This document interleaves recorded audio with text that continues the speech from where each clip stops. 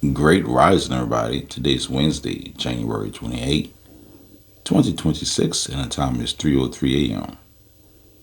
I want to thank every last one of you all who stopped by today to listen to this blog posting. And let me tell you, you won't be disappointed. Now, let me be honest with you. This one is pretty long. Yes, it is. So I hope you have time on your lunch break to listen to it. Okay? I hate that it's so long, but hey, it is what it is. Also, I want to say one more thing. We're gonna get rolling with this. Over the last 30 days, I've gotten over 100,000 views. So thank you for always coming by and listening to my work. So let's get rolling with this reflection.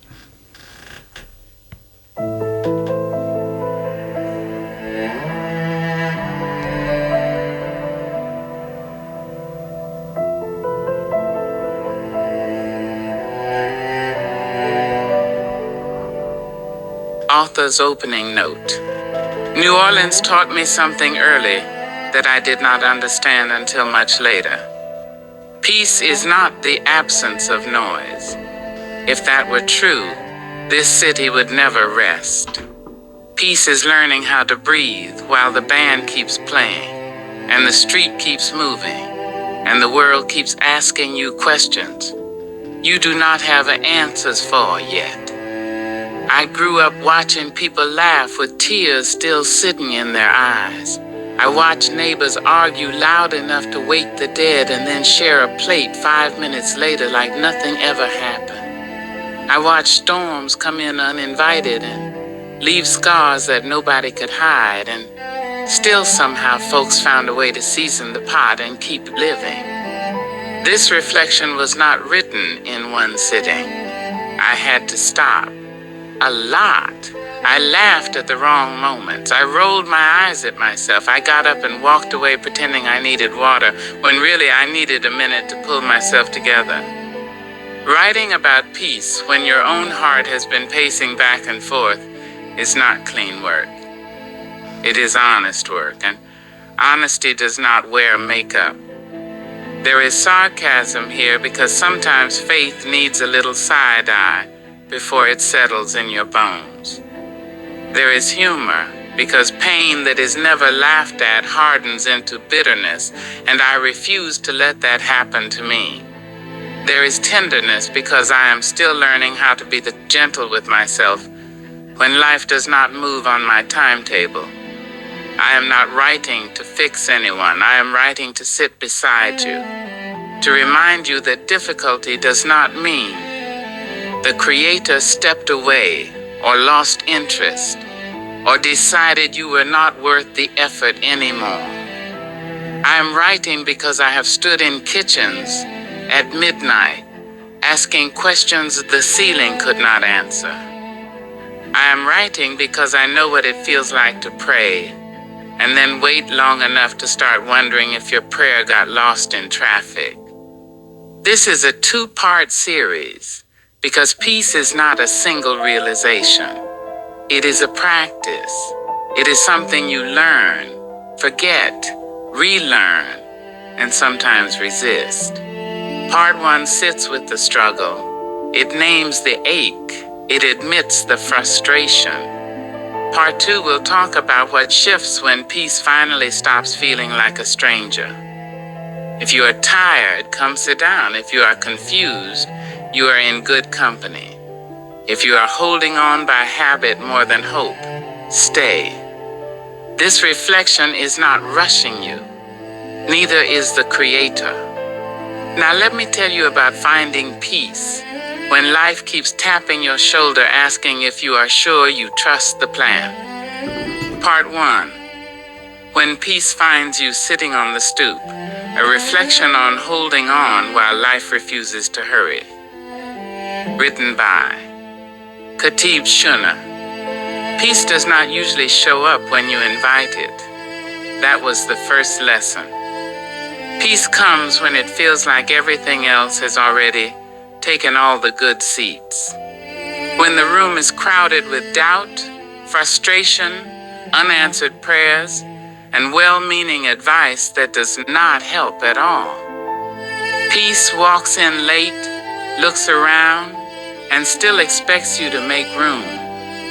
I used to think peace would arrive once things settled down, once the money straightened itself out, once the diagnosis came back clean, once the apology arrived the way it was supposed to, once life stopped acting like it had a personal problem with me.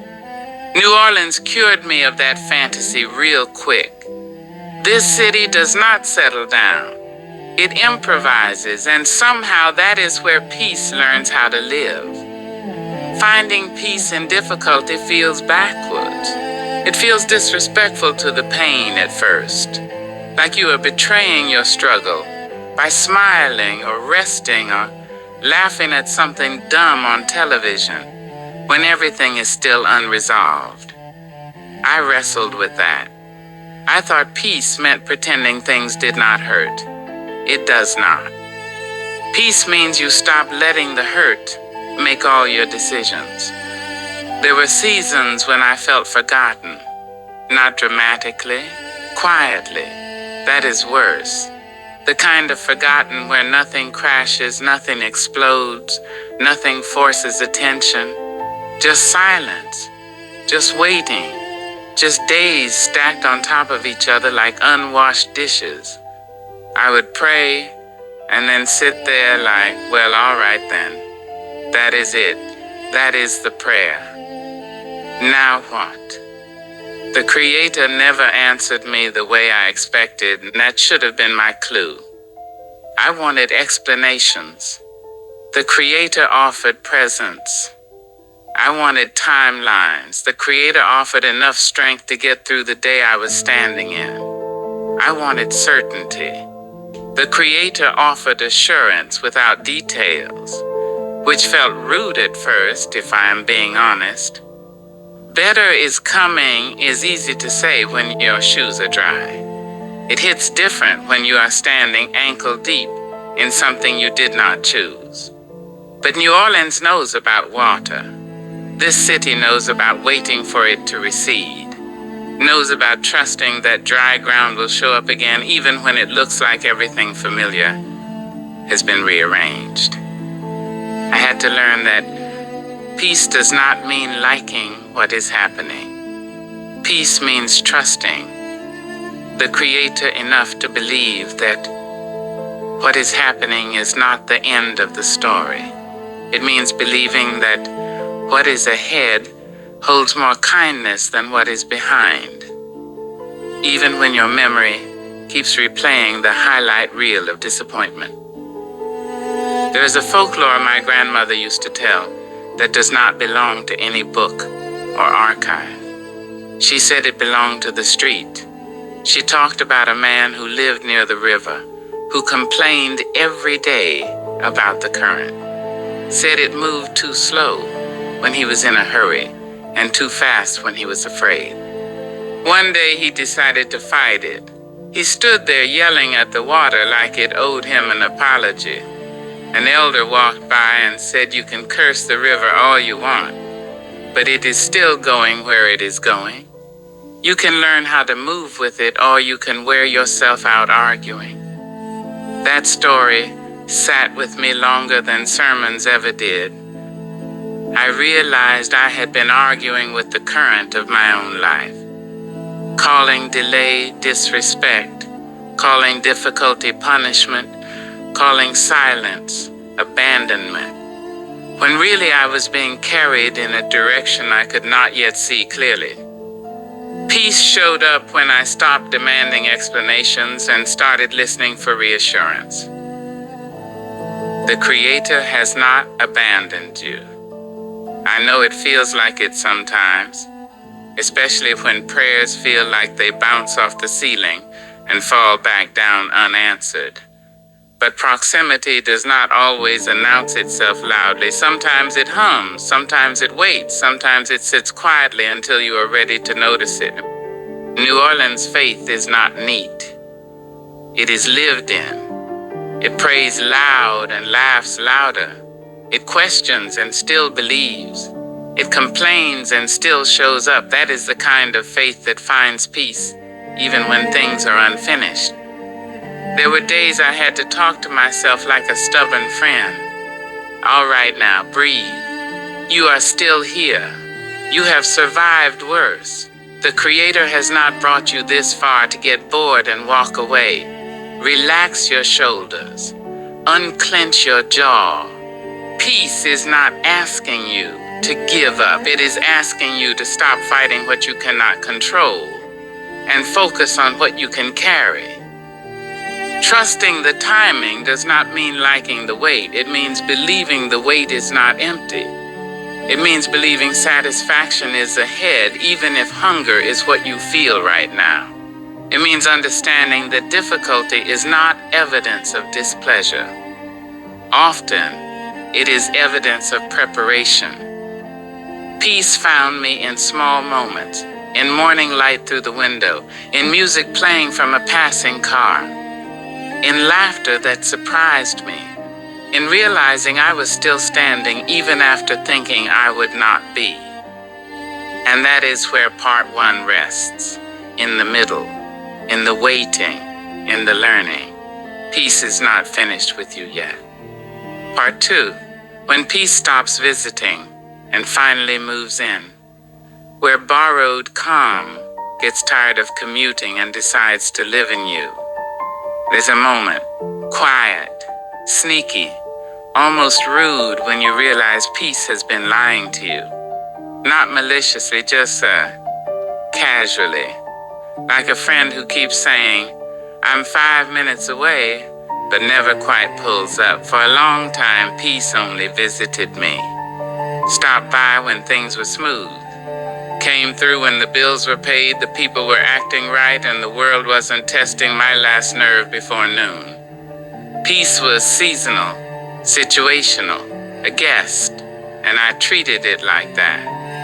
I'd borrow it, hold it gently, try not to break it, and always expect it to leave. That's how most of us do it, whether we admit it or not.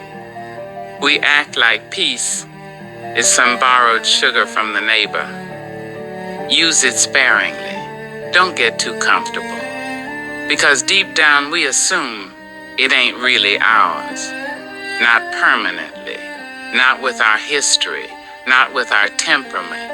Not with everything we've survived and everything we still haven't healed from. But then comes the shift. And the shift doesn't announce itself with the trumpets of thunder. This ain't Mardi Gras. There's no parade, no beads flying through the air. It's quieter than that. It shows up like a realization you didn't ask for. Sitting heavy in your chest one random day when you're washing dishes or driving down Claiborne, talking to yourself like you always do. You catch yourself not reacting the way you used to. Something that once would have had you spiraling, snapping, rehearsing arguments in your head like a courtroom drama, just doesn't. You pause, you breathe, you shrug, and that's when it hits you.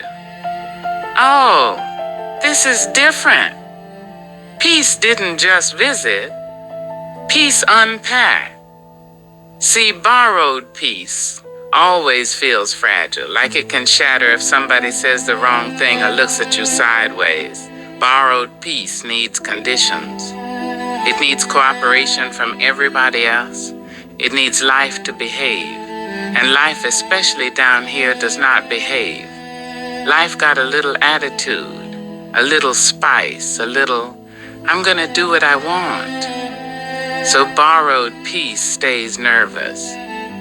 But when peace finally moves in, when it belongs to you, oh, it acts different. It sits on your couch like it pays rent. It stops apologizing. It doesn't jump every time chaos knocks on the door. That kind of peace comes from realizing you don't owe your anger constant attention. You don't owe your bitterness loyalty, and you definitely don't owe every offense a response. Some things deserve silence, some people deserve distance, and some battles deserve to be skipped entirely, not because you're scared, but because you're tired of wasting good energy on foolishness. Let's be honest, a lot of our anger ain't even fresh. It's reheated. Leftovers from stuff that happened years ago, still sitting in the microwave of our mind, getting warmed up every time somebody presses the wrong button. We stay mad out of habit, like it's tradition, like it's part of who we are. I've always been like this. Yeah, and at some point, peace looks at you and says, "You done yet?" Because anger, for all its noise, doesn't really prove strength. It proves attachment. It proves you're still letting something old rent space in your present. And bitterness? Bitterness is just anger that missed its exit and decided to settle in. It sours everything, even the good stuff, especially the good stuff. I used to think holding on to anger made me sharp, alert, protected. Like staying mad kept me from being played, but all it really did was keep me tense. Kept me rehearsing pain like it was a script I couldn't put down. And peace? Peace doesn't live well in a house full of rehearsed grudges. Here's the funny part. Once peace moves in, you realize how loud your life used to be. Not on the outside, on the inside. All that internal arguing, all that explaining yourself to people who were never trying to understand you in the first place. All that emotional noise, gone quiet. Not because the world got kinder, but because you stopped needing the world to cooperate for you to be okay. That's grown peace. That's New Orleans peace. It's the kind that knows storms will come, so it boards the windows without panicking. The kind that dances anyway. The kind that laughs at pain not because it doesn't hurt, but because it refuses to let hurt be the final word. You start moving different when peace belongs to you. You don't chase closure. You don't beg for apologies. You don't explain yourself to folks committed to misunderstanding you. You let people be wrong. Let situations be unfinished. Let life unfold without gripping it like it's about to run off. And yes, sometimes you laugh at yourself because you realize how dramatic you used to be about things that didn't deserve a whole performance. Not everything needs a speech. Not everything needs a reaction. Some things just need to pass. That's when peace stops feeling borrowed and starts feeling inherited. Like something the Creator intended for you all along, but you were too busy clutching pain to receive it. And the wild thing? Once peace moves in, it doesn't make you passive. It makes you precise. You choose your battles. You choose your words, you choose your people, and you choose yourself not selfishly, but sanely. Peace finally belongs to you when you stop proving you're hurt and start protecting what's healed. That's the shift. And once it happens, you'll never go back to borrowing calm like it's a favor. You'll know. This time it's home. Author's closing words. If this reflection reached you, please share it by any positive means. Let it travel further than I can. If you are able, please consider donating to support the writer and the blog. Your support keeps this work alive and ensures that messages like this reach hearts that need them. The Creator has given us something worth sharing. Let us share it together. Written by Katib Shana. Here's a little lagniappe. Just for you. Let's talk about the reflection artwork.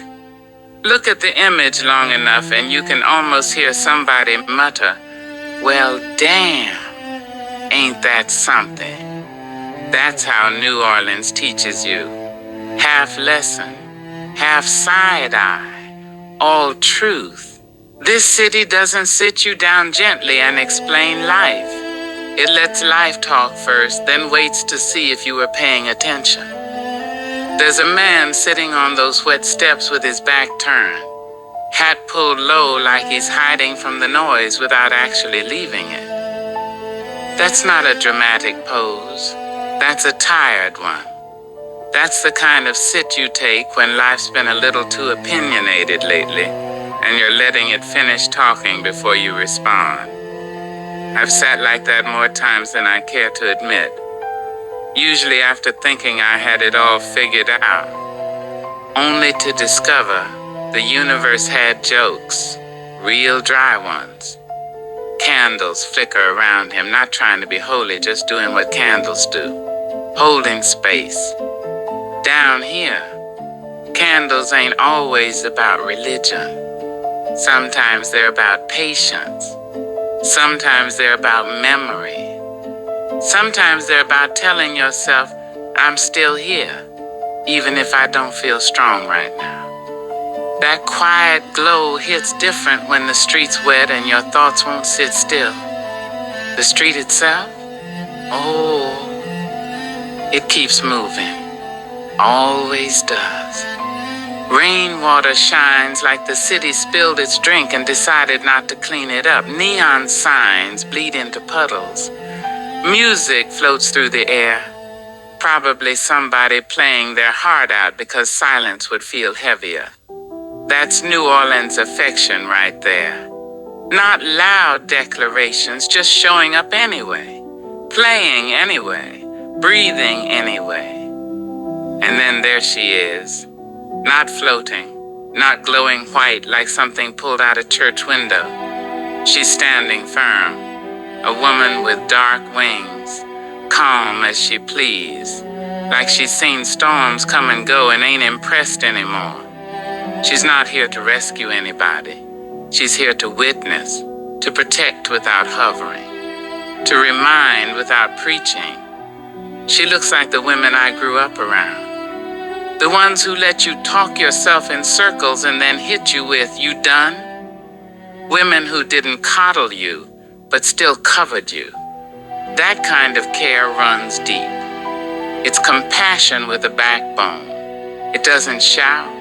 It doesn't glow, it just stays. Even the sky's acting up, lightning tearing through the clouds. Because let's be honest, this city don't do subtle. If it's gonna speak, it's gonna speak loud and dramatic. But notice nobody's panicking. Folks who've been through enough don't scare easy. Around here, thunder is just the city clearing its throat. What really stands out is what's missing. No glowing cross spelling things out. No neat answers wrapped in symbols. Just presence. Just a moment. Just the understanding that grace doesn't always descend with fanfare. Sometimes it shows up as stillness in the middle of chaos. As company that doesn't ask questions. As protection that doesn't announce itself. This image isn't preaching at you, it's shrugging and telling the truth. Peace ain't quiet. Peace is learning how to sit still while everything around you acts brand new. It's realizing you don't always need fixing. Sometimes you just need a minute. And in New Orleans, baby, sometimes that minute is wholly all by itself.